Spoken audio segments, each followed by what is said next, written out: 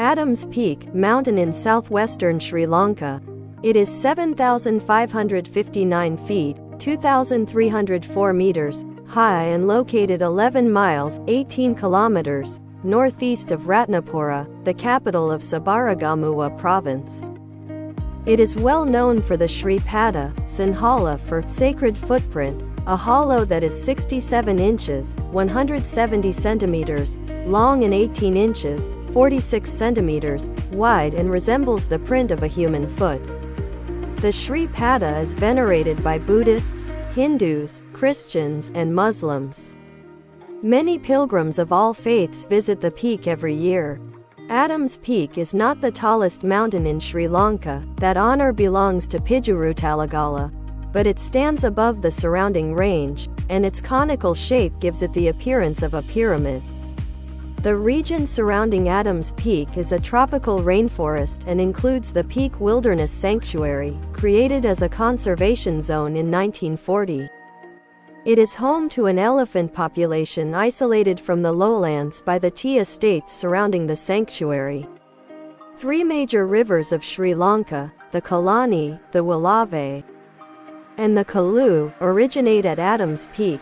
The peak is composed of gneiss rock and is known for being rich in garnets, rubies, and sapphires. The mountain was worshipped by the indigenous inhabitants of Sri Lanka, who called it the Samanalakanda, Saman being one of the four guardian deities of the island. Hindus call the mountain Savanadi Padam, as they believe the god Shiva left the giant footprint on the summit.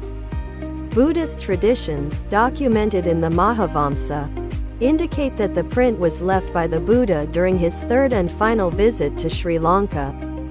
Some Portuguese Christians, on their arrival in Sri Lanka in the 16th century, claimed the impression to be the footprint of Saint Thomas, who, according to tradition, is believed to have brought Christianity to Sri Lanka.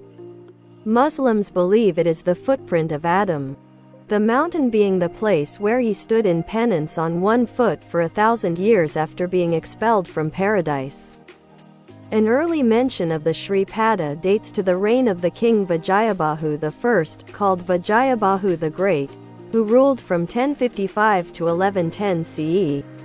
Stone inscriptions at a site called Gilamail, or Gilimalaya, indicate that he dedicated the Gilamail village to provide for the needs of Buddhist pilgrims going to the Sri Pada.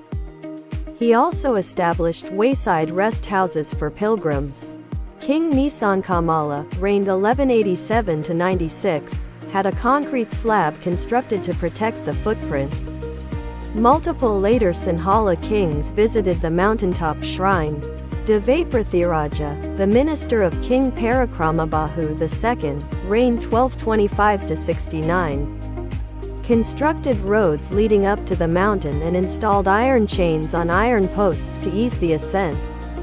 Legends claim that the chains were placed there by Alexander the Great, though there is no evidence that he traveled as far south as Sri Lanka. Adams Peak is referred to in literature and travelogues as well. The 6th century Tamil epic poem Manamakalai refers to the peak of Samantakuta on the island of Ratnadipa, Island of Gems, as the site of the footprints of the Buddha. Adams Peak is also found in the writings of the explorer Marco Polo and the traveler Ibn Battuta. The Tufat-ul-Mujahideen, a book on the history of Muslims in the Malabar region of India, ascribes their first settlement in the country to a party of pilgrims returning from Adams Peak. The 14th–15th century Chinese traveler Ma Huan describes Adams Peak as abounding with rubies and precious stones. Adams Peak began to be climbed and written about by more and more Europeans in the 19th century. The doctor and chemist John Davy, in an 1817 letter addressed to his more famous brother Sir Humphrey Davy, mentions Adams Peak as having a steep and at times difficult route to the summit and describes the iron chains and rock steps that aid pilgrims. He also attempted to measure the height of the peak using a barometer.